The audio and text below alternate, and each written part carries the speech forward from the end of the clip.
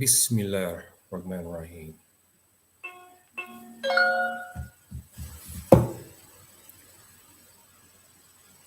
Thank you, my brothers and sisters who may show up today,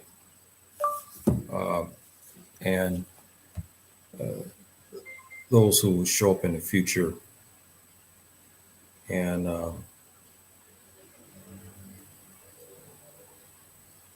I like to say, we're starting here. This is a kind of a sensitive topic because what has happened in the past, when there's been applications of this in the past, we've had people actually terminated because of it. And this is a talk today just to get us to think about the possibility of it, which it will come in the future, but not today, not tomorrow, maybe not even 10 years from now. But it's something for us to talk about. And this is why I'm doing it now, just to talk, just to get us to think about this and ponder it, because Africa is our continent, it's our homeland, it's our natural homeland. Why shouldn't we should want to talk about it? And we should not be afraid to talk about it, because Africa deserves our love and our protection, and we should revere it, irrespective of what is going on in it. But we still should revere it, just like you do, in your neighborhood. There's things that go on, but yet and still, you make sure that that you still back your community. And so this is the same thing about Africa, especially those who are living outside. Salam alaikum, my dear brother King, how you doing? And so we as African people should be very proud. Salam alaikum, my dear brother Saeed.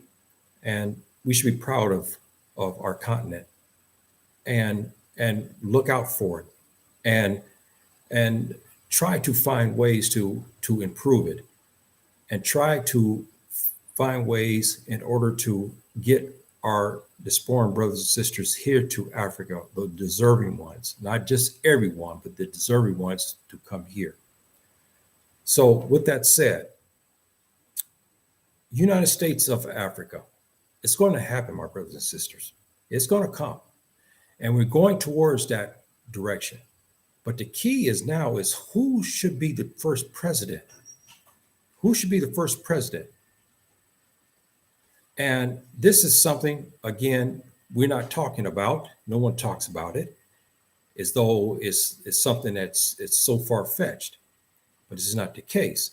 We know that Africa is building towards the United States of Africa. It's even developing the one passport, which it should have came out to the African citizens in unison about a year ago, but it didn't. And we know who was behind to block that. But we know the diplomats have this beautiful green passport, but we ourselves are not getting this passport as of yet. And all of the 54 countries, 57 countries, 54 countries here in Africa, all the continent did sign off on this, but we still have not got it. But who should be the first president? Now, let's look at this. Should he be a black man? A black man. And where should this black man be? Should he be a homegrown African brother? Or should he be a diasporan black man, influential, powerful, maybe wealthy, with a lot of prestige, and he's Pan-Africanist in his heart? Or should it be a African Arab who's Muslim, who's wealthy, his country has oil reserves and so forth and so on, and he has enough money to go around to help to rebuild Africa and to make it a power and an economic power? Should it be a Tubob?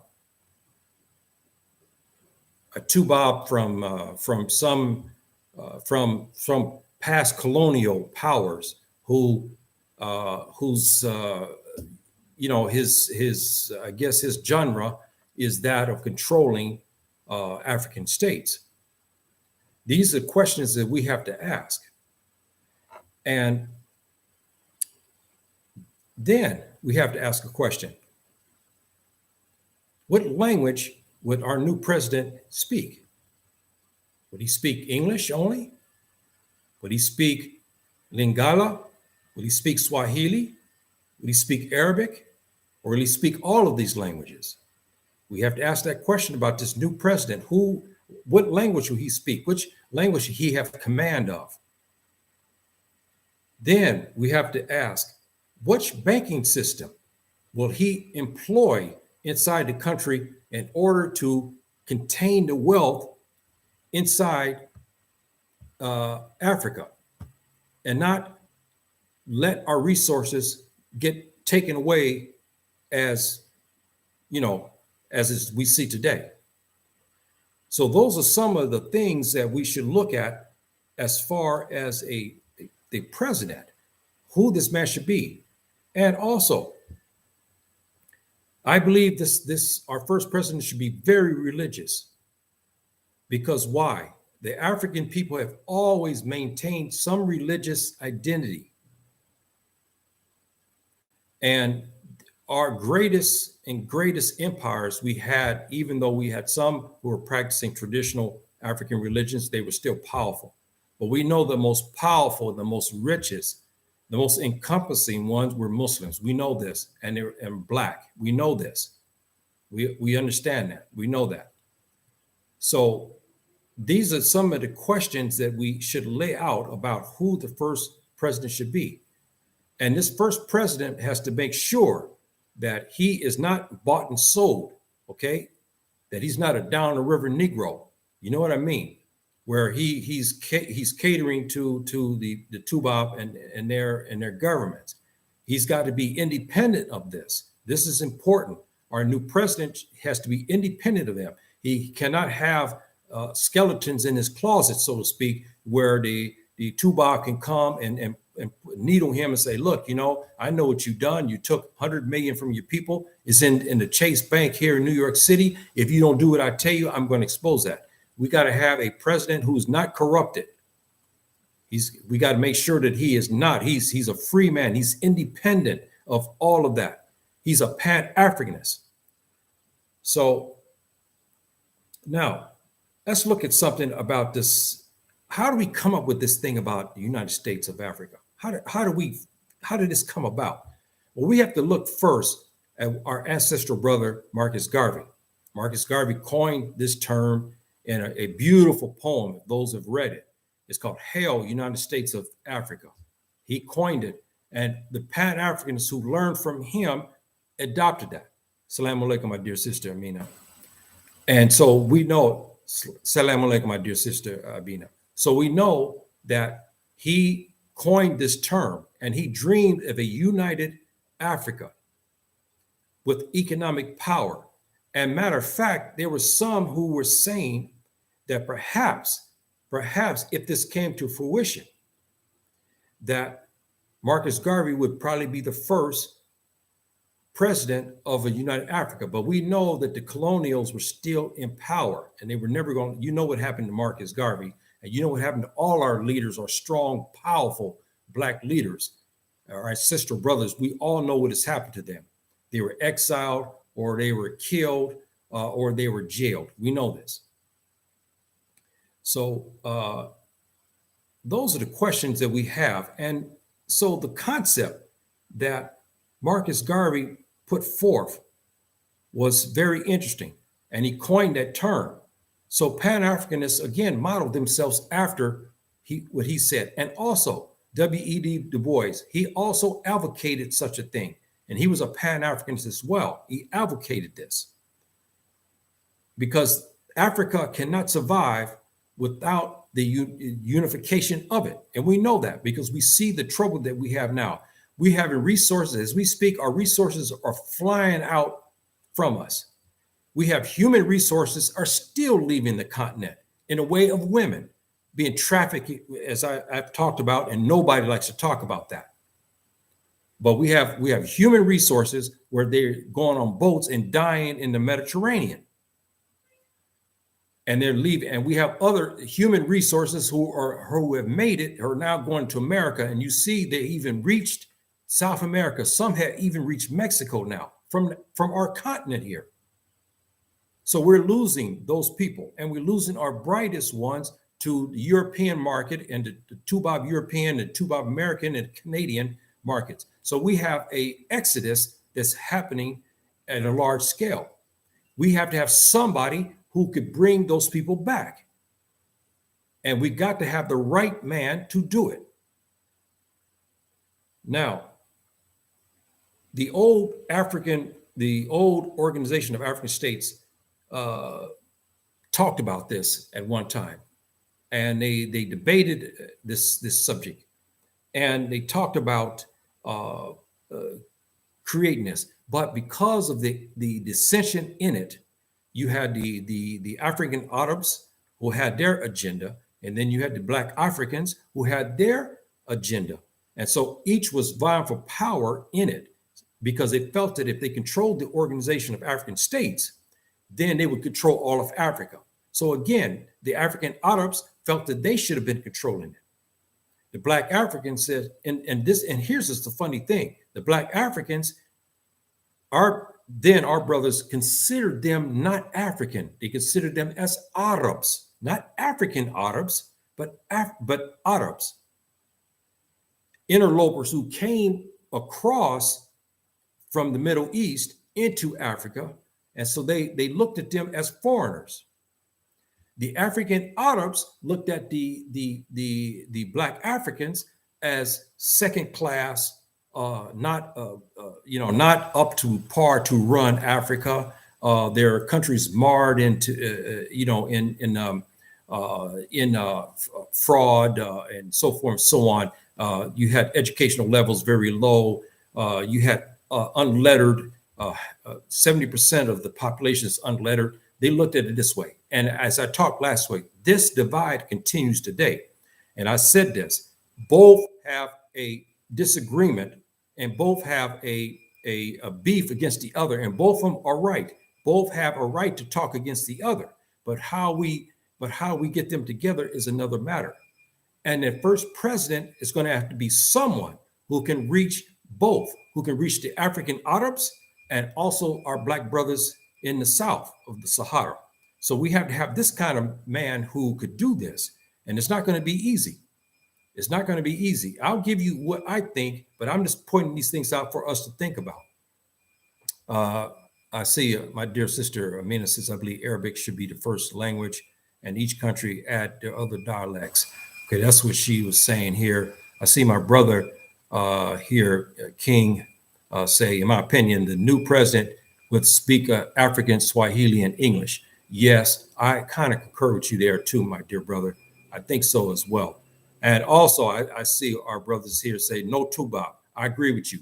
Anybody, any African who advocates the ascension of a tuba, I don't care how much benevolence he is to be the king and to be the controller of Africa, is a traitor and an apostate. And he's not an African anymore who advocates that a tuba should come over and take over Africa. The African president he's got to be a Black man. He's got to be a Black man. And let me preface this. The African Arabs, we call them that, but I consider them to be Black folks because you better look at their DNA. Many of them may not want to admit this, but a lot of them do admit that. They have Black blood, and I consider them Black. Yes, they're light-skinned and Black. We have African Americans who look just like many Arabs here in Morocco and Tunis and everything else. So I don't consider them to be white men. And prime example of that, look at Gaddafi. Remember him? I'll get to him in a minute. But remember Gaddafi? No one could call him a white man. He was a Pan-Africanist, but he was an African Arab. And he told you he was an African Arab. But the others don't talk as way he did. But at the same token, you see how he was. He talked about the prosperity of Africa, and he was killed for it. And he did spread the wealth. Yes, he had problems. No one's, I'm a Muslim. We can't talk ill of the dead. And, I'm not about here, Rahimullah. I'm not going to talk against him. We know what happened in Libya and so forth and so on. He had his problems, but the man did have Africa in his heart, and he did spread the wealth around the best way he could. Now, as I said, the old African states or African states was marred with a lot of conflicts. The divisions were too great, especially between the North and the South. It was just too much misunderstanding, too much distrust, and it killed it. It just literally killed it. Okay, it did. And he argued about who was going to be taken over and so forth and so on. But one of the ironic things about this is, if you remember something, our ancestral brother Malcolm X, El-Hajj, he was going to be nominated to take over at one time. Can you believe that? Even the African Arabs voted for him, wanted him. Why? Because he was popular even in the North Africa. Anybody know the story? I don't have to go over all over it. He was treated like he was a head of state in the North African states. And Messer, excuse me, I was Arabic. In Egypt, he sit at the table of Sadat. Remember that? Rahimullah. He sit at the table there. Ben Bella of Algeria had him hoisted as though he was a king. So he was very popular. Now you see what I'm getting at, my brothers and sisters. You have to have somebody who can come to galvanize the North and the South. Malcolm was one of them. He had this capability. If we have somebody of his caliber to come to take reins here in Africa, I think it can work, because he can bridge the North and the South. I don't know if you guys agree with me on that, but I look at it in that sense, because he walked into the scene, and because look, Kwame Nkrumah, you had Kenyatta, you had Azikiwe. All of those people knew our brother Malcolm. All of them knew and respected him. Nelson Mandela, you go all the way down the line. They called him brother. They loved and revered him, and they thought he would be a great leader. You see where I'm getting at? It can happen. He may not be here on this continent right now. He may be in America, sitting and waiting. We do not know. Or he may be sitting in France or Canada. I'm not sure. We do not know. But we have to have some brother to come in the scales of like Malcolm, with the economic ability of Marcus Garvey. See? And the nationalistic fervor of like Kwame Nkrumah. And Kenyatta and Azikiwe and all these great former leaders and so forth and so on. So now as we look at this, we have to ask the question, well, what happened to the concept of United African States? The Gaddafi factor. We have to look at that. Our ancestral brother, yes, I call him that, because he was a African Arab, no doubt. He considered himself African Arab, and I considered him that way too. As a black man, I would call him brother any day. You look at his hair, his DNA it's got black African blood in him, and he know that. And I remember seeing a film one time of him where they had this sister from the United States come over, and he had this real lavish thing, and she was a beautiful young African American girl. She came there for some schooling or something like this. And it was one program. I was in America at the time. I saw it. I saw the way he treated our sister, and he talked good about what he said about the black folks. Okay. So the Gaddafi factor is important. We have to, anytime you talk about the United States of Africa, you got to mention the genesis. You got to talk about Marcus Garvey. You got to talk about Malcolm, and you got to also talk about the Gaddafi factor, because it was true. Because when Gaddafi took over the African American, the Organization of African States, he began in 2009 actually beginning to advocate the unification of Africa. It got him killed. That's the truth. We know this. He began to advocate that. And we had some leaders to agree with him, and they wanted to work it out. But we had, again, opposition to it. Those bought and paid for and so forth and so on, who cannot do anything without the Tubab's approval. And so he began to advocate a lot. Some of our brothers in the South became very jealous of Gaddafi because one, he had oil money, a lot, and his influence was running big through the South. Now, here was a funny thing about this. Gaddafi, being an African Arab, was more popular in the Black Africa than he was in the Arab states. Can you believe this? He was more popular among us than he was of the Arabs. The other Arabs distrusted him. And I wonder many times, what did they consider him to be? I think they considered him to be a black man. Yes. And I believe that's why they had, and you heard about this. He cursed them out. I mean, he had an attitude like the brothers. He cursed these people out. And I have one tape in my house where it was a running argument with, I forgot who it was, King of Saudi Arabia. I can't, and I mean, he was using profanity in Arabic. I mean, so he was rough. Okay. He was rough. He had his moments, but his factor we cannot understate here because he was a Pan-Africanist in nature. Plus he said, I want to organize to bring Africa together and to create a economic base and not to let the resources go. So this is something that was true, that he advocated that.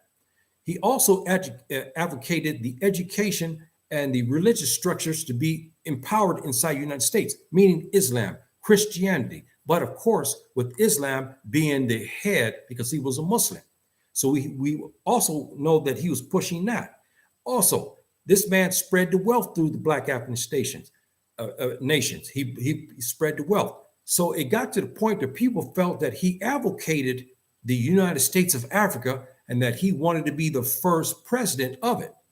And some of the Black leaders called him already president of Africa because of his generosity, because of his Pan-Africanism, because of the money and his fervor that he spread through the African continent, and plus his wars with other Arabs. See, so we have to look at Gaddafi because Gaddafi factor is very important in modern times about the unification of Africa. And we know what has happened to him, unfortunately. We don't have to get into that. Now, the characteristics of making this president of Africa, we've already talked about that. But I want to point out something. He's got to be Pan-Africanist. Okay, we know that. He cannot be anything else other than that. He's got to be that. And so, excuse me, we got the Dan coming up pretty soon here. The prayer and the education and religious structure. Our new president must have this. And he also has to be a reformer and builder willing to give his life. That's important, my brother and sister. He's got to be willing to die for Africa. He can't be a punk, okay, and just talk. And then the minute a Tubab whispers in the air and say, you're a dead man, he falls and he gives up the country, give up the nation. We can't have that. We have to have a leader who's going to die for Africa, who's going to push Africa, who's going to say Africa is first, even though it may cost his life, but at least he protected his reign, his throne in Africa. That's what we have to have as far as this new leader. And plus, one of the last things, I'll move on, and there's many factors, but this issue here is important. The issuing of African passports to diasporans, to all the Black folks. That's right. Issuing African passports to the brothers in America, to the brothers in the Caribbean, to the brothers in South America, to the brothers in Canada and in Europe, the brothers who are capable and who are willing, and those who are able, and those who are qualified to come to Africa, they get those African passports, because we know as the Tubab governments become more draconian against us, they're going to stop us from going. If you got that African passport, you don't have to wait on that U.S. passport or Canadian passport. You just say, hey, man, okay, you want to do this to me? No problem. I got my African passport. Screw you. I'm a go. And he leaves. Our first president have to make sure to strengthen this African passport. All of us should have it, where we can come into Africa without visas, and we have our passport. And this has got to be, our president must enforce this. He must keep this going and not buckle under from the Tubab, because the Tubab is not going to want to see the brother in LA or Dallas or Washington, D.C. with an African passport, where he can come and go as he please. They don't want that. They want to be able to control us because this is still neo-slavery that's going on over there. They still want to be able to control the black man. If he's got an African passport, he can't get control, because the minute you start talking crazy to him and everything, say, hey, look, man, okay, you want to stop me 35 times, in the year because, I'm a black man. Okay, I think it's time for me to move my family. You can't stop him. He's got his African passport. He's gone. This is important. We got to have that. Now, I'm going to get into a touchy subject, my brothers and sisters. The arrivals of the diasporan black folks from all over outside Africa, the characteristics needed, because these people here will support the new president. And some of the people we see today that has entered Gambia and Ghana, they should be thrown out. I'm going to tell you like it is. I got my reasons why I say that. Yes, they're black folks. I'm not saying that they're not black folks. I'm not saying they're apostated, but they don't belong here because their mentality is not African. Their mentality is American or Canadian or European. And therefore they come here and they cause them problems. We have to have certain characteristics of those coming here. And we have to have models in place to train, to re-educate, because we don't want the down the river Negro coming here or the down the river Negress to come here. I call them that because we know what they are in history. We don't want them coming here for that because we know what they are. They're turncoats. They come in, they start talking against other Africans. They start acting crazy and foolish. We don't want that. So we have to have the right characteristics of the black man and black woman outside Africa to come into Africa. And then we have a training course. Our president, new president, will have a training where all of us who come from this forum will come here, and you'll be trained in language, whatever the language. If it's Swahili, we're going to have to speak that, then Swahili will have to be it. You'll be trained and you'll be reconditioned to be African. If you're resistant to it, you cannot have and keep that passport. They'll take it from you and send you back. Secondly, we have to have what kind of people here? We cannot have gangsters and drug dealers and misfits and miscreants and so forth. Like, we can't have those kind of people, because we can't have the rolling gangster from LA roll into Accra, or come into the Gambia, or come into Senegal, or come into Kenya somewhere and looking out, hey man, I'm opening up new territory and blazing up the place with craziness and killing black folk like they do in LA. Those people are not wanted here. I don't care if they're black or not. They're not desired here. They stay there. They want to be around a two-bob and act like that. Let them stay there and go and kill over there in the United States. We don't need that here. I got to talk as it is, because we have people coming in Africa right now. Our best of us are not coming. We have a lot of people coming here that don't belong here. They don't belong here. I'll give you an example. They don't even want to learn the language. Any languages, they don't want to learn. They don't even care. They don't even care to assimilate and associate with other Africans. They come from LA or from wherever. They don't even want to associate with us. I mean, so why are they here? You see what I'm saying? Why are they here? Those type of people, we don't want them here. They are not needed here in Africa. They stay there in the United States. They stay there in Canada or Europe. We don't want them here. And we have to. Now, I'm going to say something else that's going to be very touchy. Our sisters who come over. We have many sisters come over here. We got beautiful sisters come here. Okay. And some are married, some are running businesses, and they are African sisters. They have gotten cleaned up, meaning they're no longer American. They're now Ghanaian. They're now Gambian. They're now African. But we have other sisters come here and brought the down in their Negro, Negress attitudes here in Africa. And that if they do come here, they should be arrested and reconditioned. If they refused, throw them out, because we don't need that. We have enough problems as it is. They stay there. I'm talking about the ones like I remember. God, I told the story many times. I saw many of them. I was ashamed, but they didn't know I was an American. I was in Accra. I mean, you're talking about 2002. I saw some of these sisters come in. They opened up the place. I came in this restaurant, and they was, talking, switching their behind, talking crazy. This is the type of stuff that we cannot have.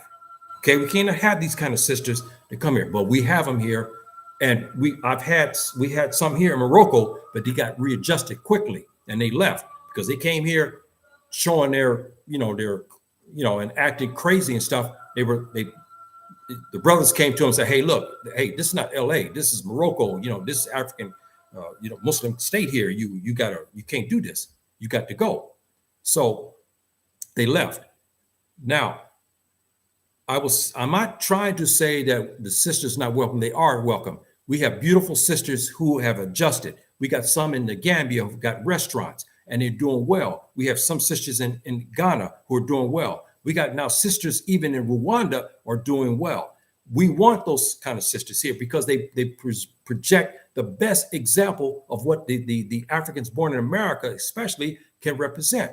The ones that come here talking crazy, the ones who are whoring and acting like sluts and so forth, we don't want them here. They give a bad example because many of our brothers and sisters say, "Hey, man, I don't understand these girls from United States. Why are they doing this?" We got to stop that. We got to eliminate that factor.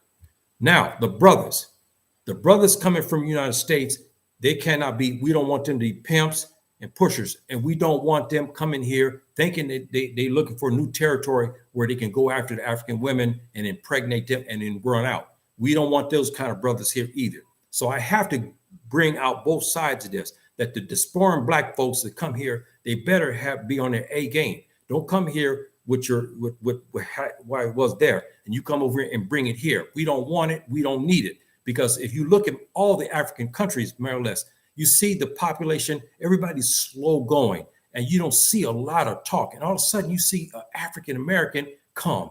I hate this. And here you have a peacefulness in the souk, in the area of where you're selling things, and suddenly they're screaming, and it breaks the peace. You can do that in LA, get away with that. You can do that in Dallas, but you can't do that in Accra. That's wrong. You can't do this in Gambia. You can't come here in Morocco. They tried that and got spanked. The brothers went to these two sisters who were loud and everything and had their clothes. I saw the video. Yes, I would have walked. I would say, "Hey, sisters, please, this is, you can't do this here. This is Africa. You can't act like this. You can't wear clothes like this." And the brothers told them 2 days later they were gone because they couldn't stand it. So again, we have to have the right characteristics here for the black man and the black woman to come here. Now, some will say, yeah, you can't talk like this. Yes, I can talk like this. You know why? I live here in Africa. I've been here almost 16 years. Okay, I'm African, and I'm going to protect my continent. You understand? And I see, because I lived there and I'm here now. I'm not over there no more. I don't consider myself quote unquote African American anymore because I am not. Because I know what my DNA says. And matter of fact, I don't even know what to call myself per se. Yes, I'm African, but now I know I'm Moroccan too because I got my DNA back from my heritage. I'm shocked. I got Moroccan heritage. I'm here, Moroccan. I don't know if it's Tuareg or what. I don't know. But to say I'm going to protect my continent, I'm going to protect it. And I don't want to see these kind of people here. I don't want to see that. I'm going to protect what I have and what I can do because this is my continent. I love it. I'm African. I'm not American over there anymore. I'm finished with that. I'm here in Africa now. I'm African. I'm looking out for this continent. So that's why I talk this way. Now, if some going to get angry with me, that's fine. I don't care because I'm only talking and bringing out points. I want us to come. We have to come because in order for Africa to flourish, we need the brightest of our people, women and men. We need black brothers and sisters, police, security, economic field. We need those who are in the agriculture. We need all of that. We need all of them to come here. And we want those people to come here. We want them. We love them. We want them to come here. But we don't want these other kind to come here. And that's what I'm talking about here now. So if I offended some other people, that's not my objective. But I'm a Muslim. I must talk the truth. And I'm not trying to appease the crowd. I'm not. I'm going to talk exactly what I see as it is. Now, we talked about the part here about the black person that comes here. Our brother and sister who makes it here, they have to be gritty and tough and well adjusted, because there's going to be, as Saeed can tell you, I mean, I know as myself too. I mean, you have difficulties. Okay, you're not accustomed to certain like electricity going out a lot, or the internet problems and all that. Okay, and other things that happen because things move slowly here and they're not caught up. So you have to be well adjusted, because those things can make you not feel good. And you may say, okay, you know what? Hey, I'm out of here. And we've had, especially Africans born in America, to leave because they couldn't adjust to that type of life, where they had little problems here and there. They was tired of it. So they said, look, I'm going back to LA. So you have to be well adjusted. And they have to be willing to accommodate failures, because there's going to be things happen. You're going to buy land and you're going to have water, and something's going to happen. You may have a fire, or you may have some locust or pest destroy your crops, or something may happen. You may have a windstorm. There may be something happen to you, and you may have some failures. Our brothers and sisters from the diaspora who's going to come here, they have to be well adjusted to accept failures and to get up. Don't let it knock you down, but to get up and fight to restore what you had, what you lost. And of course, the financial means. No black man should come here with his empty pockets. Can't do it. We don't have the resources here now to help you. We don't have that. We don't have the welfare system like we have in the United States and in some European countries to accommodate you. You've got to have some ducats in your pocket. You've got to. If you don't have no financial means, you can't come here at this time. You've got to have some financial means, my brothers and sisters, to come here, as we know that, as we see our brothers are doing. Because you think you're going to come here and step into the framework and then expect to receive a monthly check like they do in the United States, it's not going to happen, because the infrastructure, the structure is not able to support you at this time. So I'm throwing these things out pretty quickly. I'm hoping that you see where I'm getting at, because in order for us to have this new president, we have to have the other factors that factor in. We got to have black folks from other areas come into Africa. Let's face it, they have an advantage. We have brothers in security. We have brothers in banking. We have brothers in economics. We have brothers who are builders and so forth and so on. They know how to architects. They know many things, and they can bring those skills they learned in the land of Tubab and bring them to Africa. We need them. So that is an area we have to.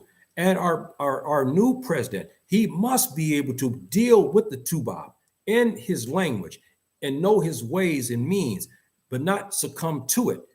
Stand firm for Africa. He meets them. He treats them with respect, but not as a servile Negro where he's bending out, kissing their boots. No, we want him to be strong, where he can go talk to the French. He can go talk to the Americans, and he can hold ground.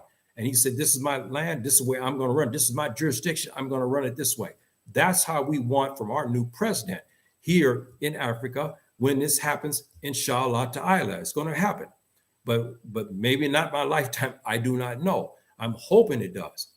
Now, we also know that the AU, the African Union, now projected the year 2025 for the unification of Africa. I think that's still too soon, because the African Union is not able yet, and it's not independent. Even though it says African Union, it is not independent. It's being controlled by outside forces. All of us know this. It's well documented.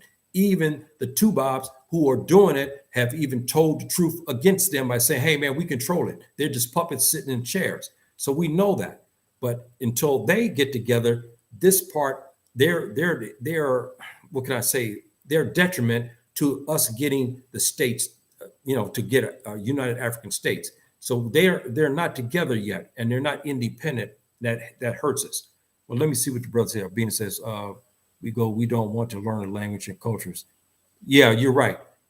If you come from LA and you're black, okay, you're African, and you come to the Gambia and you don't want to learn Wolof, you don't want to learn Mendi, you don't want to learn Fulla, then why are you coming? because you have to, because those are the languages of the land, and that'll bring you back to your African culture once you learn that language. But we have, our brothers don't want to do this. This is not right. You try your best. And as you heard me say, we got to have a program to where when the brothers and sisters come, they have a 2-year program where they are reacquainted to African culture. They're given a language capability. If they go to Kenya or they go to someplace, and by the time, hopefully, we'll have one national language, Swahili as lingua franca of all of Africa. And then they come to learn the dialect, and then they learn the culture and how to behave in Africa, to be African. They have to have this training course in order to get full citizenship in an African state.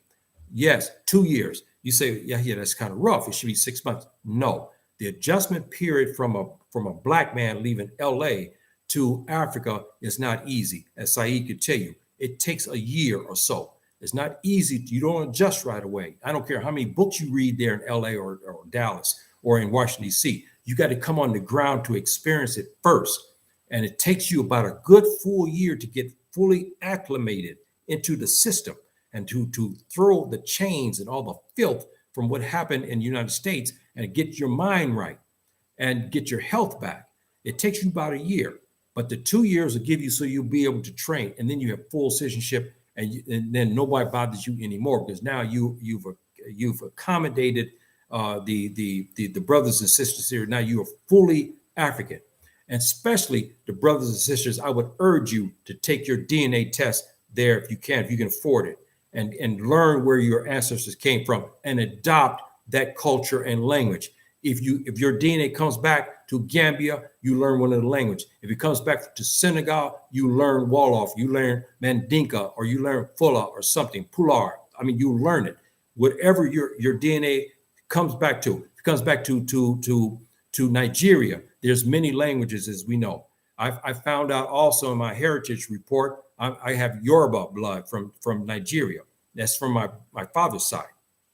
So, this is important that we have to have that, because there's the nexus between the new president and the black folks that will come here. They got to come here in order to aid our country, to uplift it, and to help to rebuild it. Any of our brothers on this continent says we don't need them is not true. We need the right ones, not any of them, just the right ones, the builders, the economic, the security, the banking, and so forth and so on. I know I had some talks here about this issue here, because to be honest with you, my dear brothers and sisters, it's a dangerous topic, because the powers to be, our enemies, don't want to see a united Africa, because they don't want to see us together. They want us to be closed up on borders. They want us to speak all different languages. They want us to have different passports. They want us to have different languages. They want us to have animosity towards one another, so that way they can rule us all, and they come in and take our resources, our diamonds, our bauxite, and all the things we have here that they need. And then they want to be able to take it for little or nothing and still control us, and still maintain the trafficking of black women, and mostly black women in these modern times. They still want to keep that going. It's a lucrative business, and people don't talk about it. And you see CNN, they do cursory. Everybody knows who the conglomerates who are fueling this, who are running this, who are doing this. And let me tell you something that happened. I'll move on to another subject about this. When they talk about the Mujahideen, you heard me, I got my complaints against them about Islamic there, Qaeda and so forth, but that's not for here today. Well, they caught two of these bastards, okay, traffickers. They were Frenchmen in Mali. They caught them in the desert, and when they caught them, they had this thing coming across a hot desert, and these people are almost half dead. These sisters are almost half dead. This happened in 2019, and they caught them. The Mujahideen caught them, and they executed them. That's right, they executed these two Frenchmen because they had trafficked these. They kidnapped them from the capital in Mali, and they brought them across the desert to go through Morocco and into Europe. They got caught, and they were executed. That's right. And they saved these sisters. See, so we know the Europeans are heavy into this. We know this. They're trafficking our sisters. That's got to stop. We got to talk about that. And this is one of the things they still, after 400, 500 years, they're still trafficking us out of Africa. We got to stop that, my brothers and sisters. We have to talk against it, and we got to expose it. We cannot let this happen. These are our sisters who've been trafficked out of here. Yes, they're poor, and many of them, they don't know. And if any of you been here long enough, like Saeed to tell you, the African woman here she's a different type of person. She's not equivalent to the way the European black folks are in America. Their mindset is totally different. So they're more gullible because they're more willing to trust, and they come to the capital because they're poor.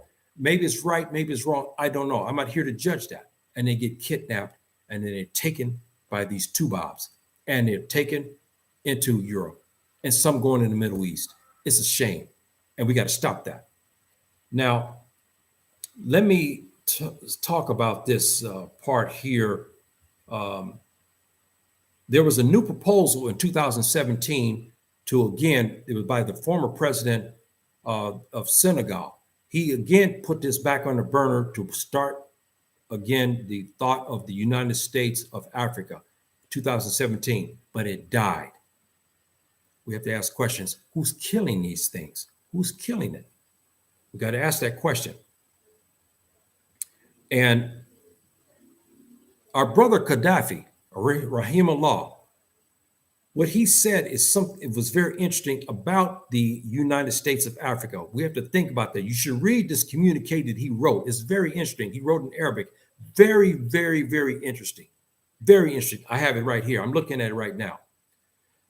I'm not going to read this in Arabic, but here he's talked about here. He said that the United States of Africa should incorporate, listen to this, the Caribbean, Haiti, Jamaica, Dominican Republic, the Bahamas, and all the islands featuring large African populations.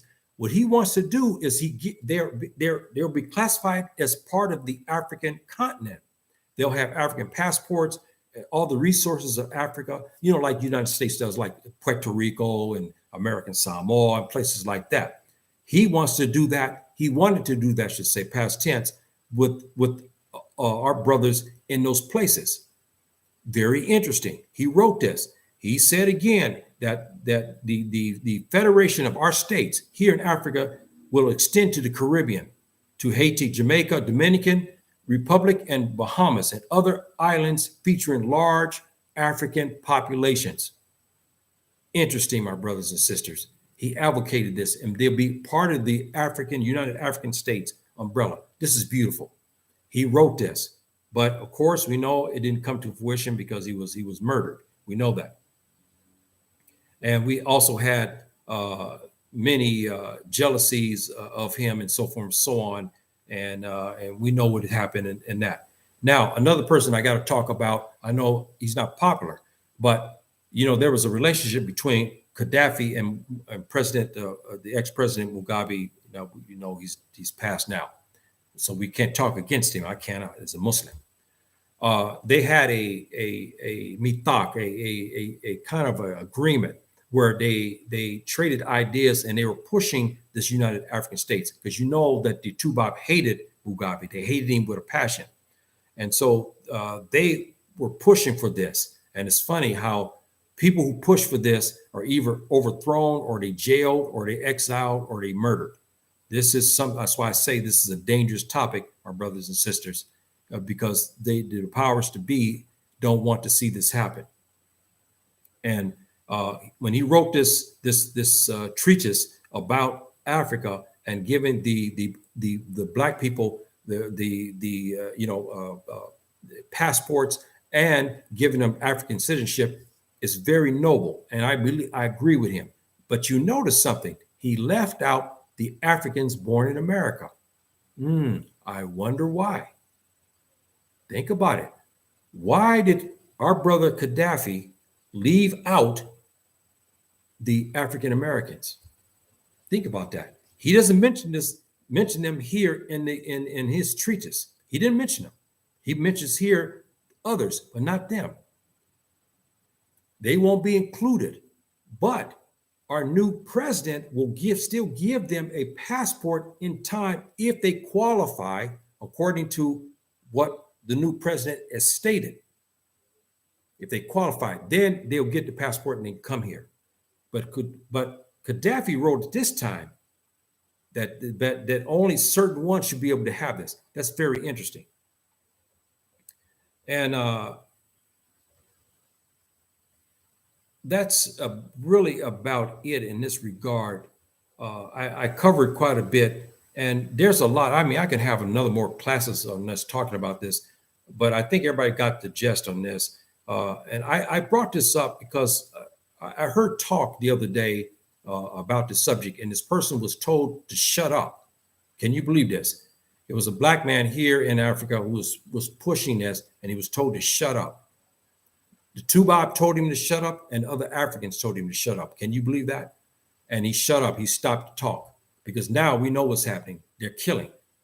And any of us can be killed at any moment by them.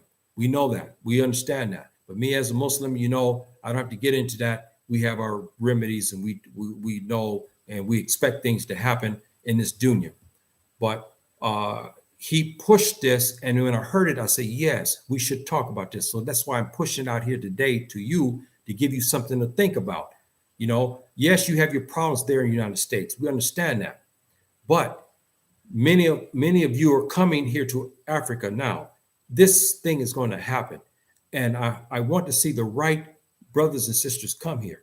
But I also want to put in the minds of us, the Africans here on the continent and outside of Africa, this concept of United States of Africa.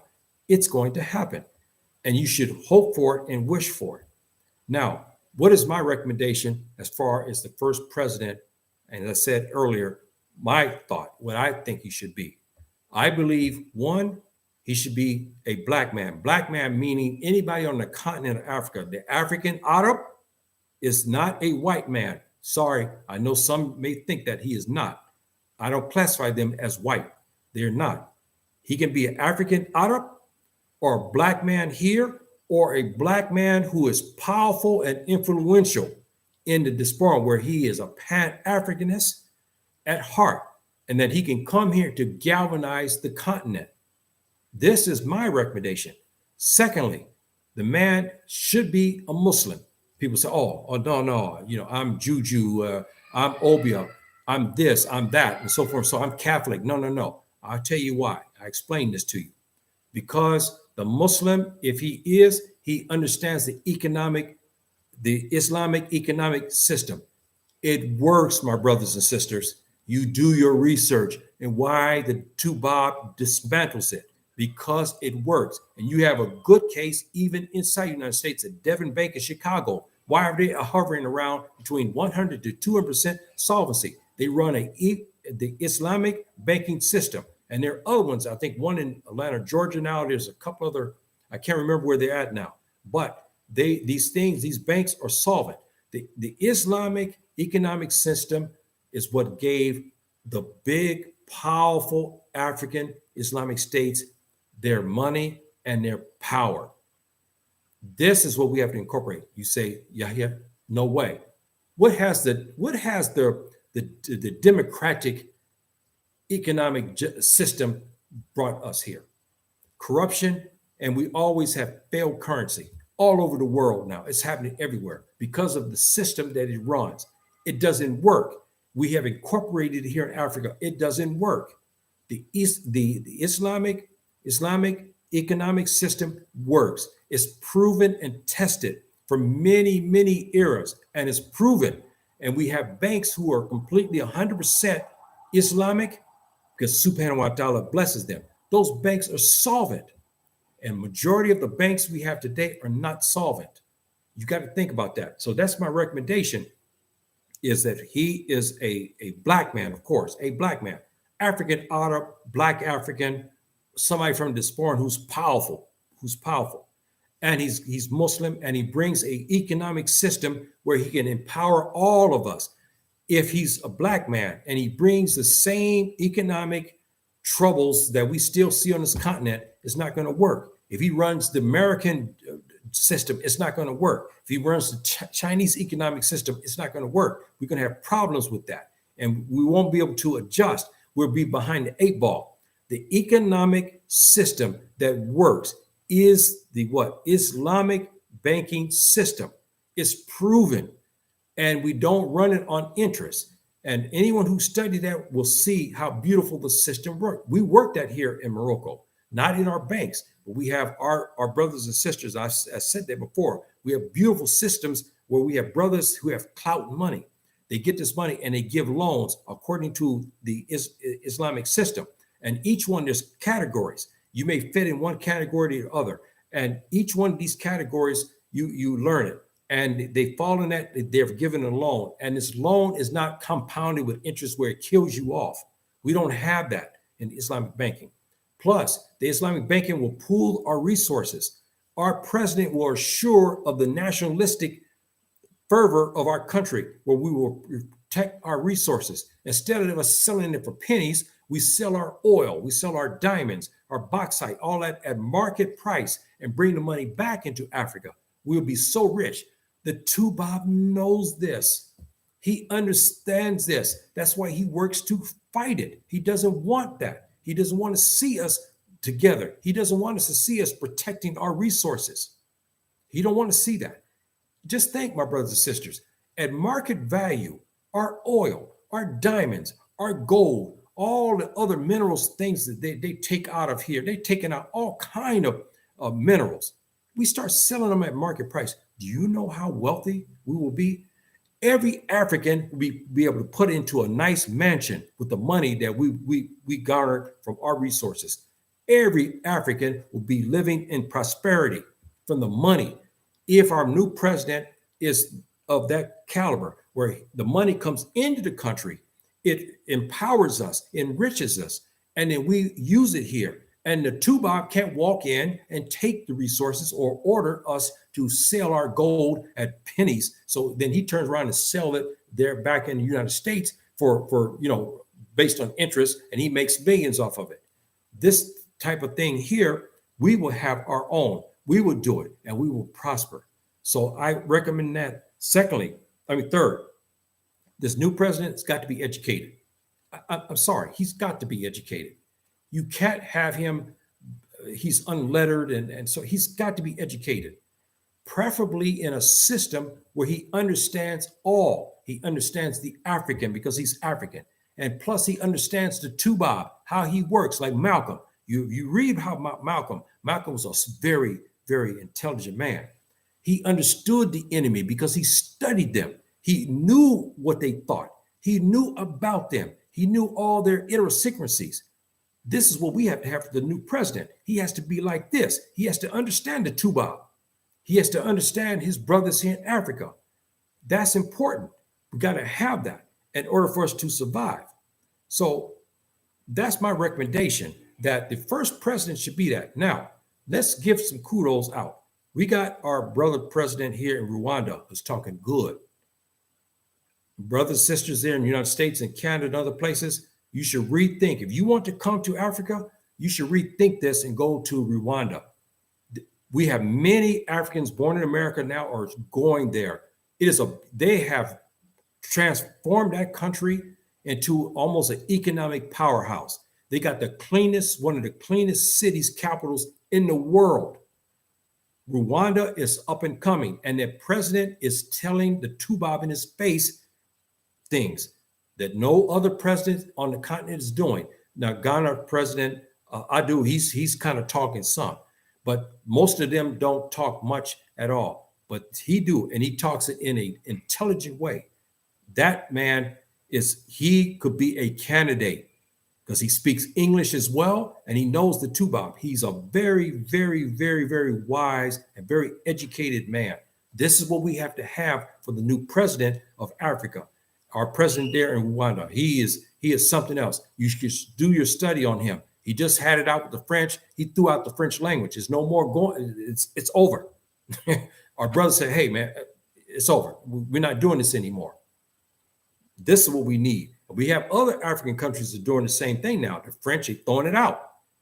Okay, so maybe the other ones will come out in time. So this is what I'm talking about, my brothers and sisters, that this is going to take a lot of time and it's going to take a lot of effort. But we got to think about our first president. Who should he be? We got to think of that. And we have to say, okay, who is this man? Who is he? How can we nurture this kind of person? We have to do this, my brothers and sisters. We got to do this. And lastly on this is, again, I say this. If you are living outside of Africa and you don't believe in the United States of Africa, don't come here. Stay away. Stay in LA. Stay in Washington, D.C., or stay in Calgary or wherever. Stay there. Don't come here. You must think of the United States of Africa. You must be Pan-Africanist. You have to. As Muslims, you can have this thought in your mind. We have limitations as Muslims, but we have no problem of to promote, as long as it doesn't enter another area that's Islamic. I can't get into that right now because that's an Islamic matter. But we can still be Pan-Africans at heart, where we have Africa as our foundation. We want to see it grow. We want to see it prosper. We want to see it beautiful again. We want to see the prosperity through the land. We want to be able to hold our resources and have a good life in this dunya, in Africa, not in Europe, in Africa. We have the best climate in the world here. We have so much food that we have resources. We have everything here. Africa is so important. Why do you think everybody's running here?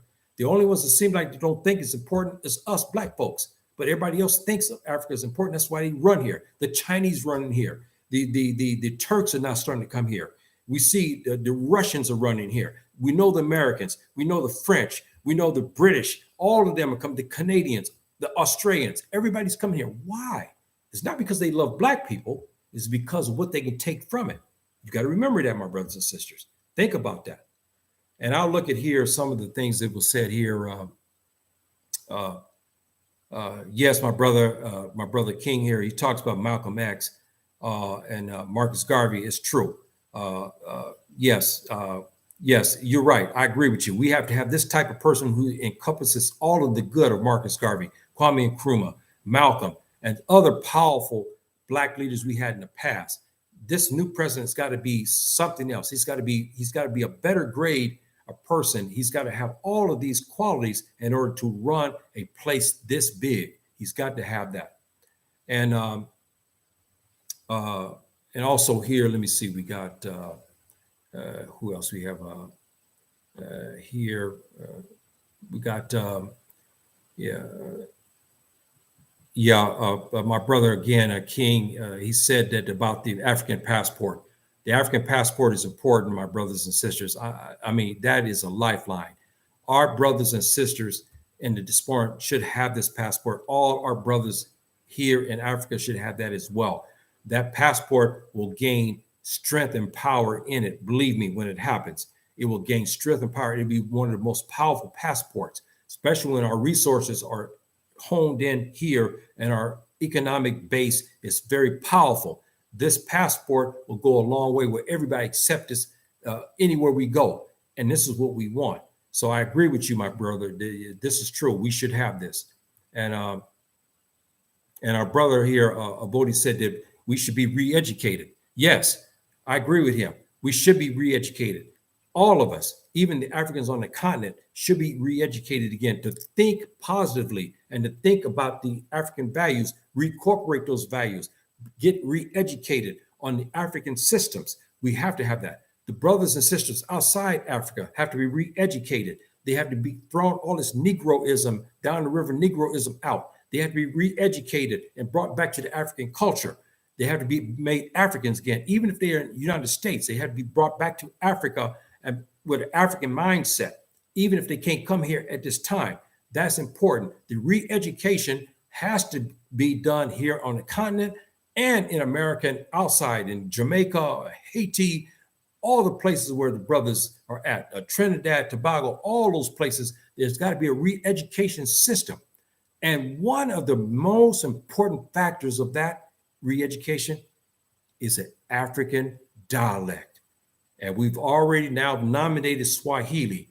If the brothers and sisters outside here start speaking Swahili, that's one of the major factors to bring the African culture back into their hearts. Without that, it's going to be very difficult. I don't care what we do, but when we begin to speak an African dialect, then everything falls into place. I hope you agree with me on this. If you disagree, I understand, but I think that the African language capabilities is one of the biggest factors that we need in order to bring Africa to the Caribbean, to the Americas. We have to have that. Also here, let me see. Okay, okay, this is, well, my brothers and sisters, thank you very much for showing up in those in the future. And again, my motto, I'm a Muslim. I'm not here to offend anybody, but we are Muslims. We have to talk the truth, and we must garner the truth, even if it's against ourselves. This is what our Prophet ﷺ has said. So I try to do this today. I try to give you something, food of thought, something for you to think about, because we don't talk about subjects like this much. We stay away from them. We talk about language, we talk about this and that, but we don't talk about some of the nuts and bolts that will make Africa great and would help the brothers and sisters outside of there. But we also have to talk about those who are detrimental to this progress. I've talked about those people, and we all know that. No one can deny that the gangster is detrimental to the Black culture. He is. He's a subculture. Yes, he's caught up. I'm not going to get into that. Yes, he's caught up in some things. But we also know the devil is involved in this. The subculture, we don't need this. And this is something, again, that holds us back. We want positivism. We want to bring back our culture. So we have to have the right people, as I said. So, my brothers and sisters, with that said, thank you, my dear brother Isaac, for coming out. How you doing, my dear sister Leslie Smith? How you doing? Yes, my dear sister, anybody's welcome. Even on any of my, you can come to my shows. I talk Islamic, everybody. I don't hold that against anybody. You came on the same ships that I did, our ancestors. So there's no difference in that regard. We came on the same ship. But yes, I'm Muslim. I talk about Islamic things, but here you see me talking about Pan-Africanism now, because we're talking about the United States of Africa. Now, let me say this to you, and I'm gonna close. Now, there's well thought out things that's been said, and I'm gonna give you another thing for you to think about. There's another concept here that's been thrown about. They call it the United Islamic States of Africa. I've used that as well. This has been pushed. Why? Because 60% now of Africa is what? Islamic. In time, this United States of Africa may be United Islamic States of Africa. It's a possibility. I want you to think about this. It's a possibility. That doesn't mean that the person who practices juju will leave. No, because the Islamic system, all are invited to stay and all are protected under the Islamic system. I know that. I studied it and I got to prove it. They're supposed to be protected. So we cannot do that. We cannot discriminate. We cannot, hurt our brothers and sisters who are Hebrew and Christian and so forth and so on. We cannot do that. So everybody's welcome. I see here, Bodhi, I think you are right about Swahili. The language has to be easy and universally accepted in Africa. Yes, Swahili is a very beautiful melodic language.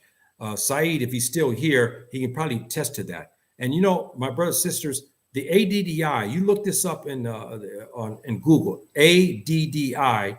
Let me see, I'll put there, our dear sister ADDI is the name of her program. They are offering every Saturday free classes on Swahili. So you have to join our sister Chambori, but it's called the ADDI. And you look it up, and they have now Swahili every Saturday, I believe it is, and it's free. So this is something that you can look into. So my brothers and sisters, thank you for showing up, my sister Abina. Thank you, Mina, for showing up. My dear sister, Moroccan sister here. Thank you, Leslie Smith. Thank you, my dear sister, for showing up. My dear brother, as always, Isaac, Thank you very much. Obodi, thank you, my dear brother. Salaam alaikum, my dear brother. And my brother, where's he at now? King, also to you, my dear brother. Thank you for showing up. And salam alaikum back to you as well. And my brothers and sisters that come in the future, I'll leave you with these beautiful words in an African dialect. Salam alaikum. Rahmatullahi barakatuhu.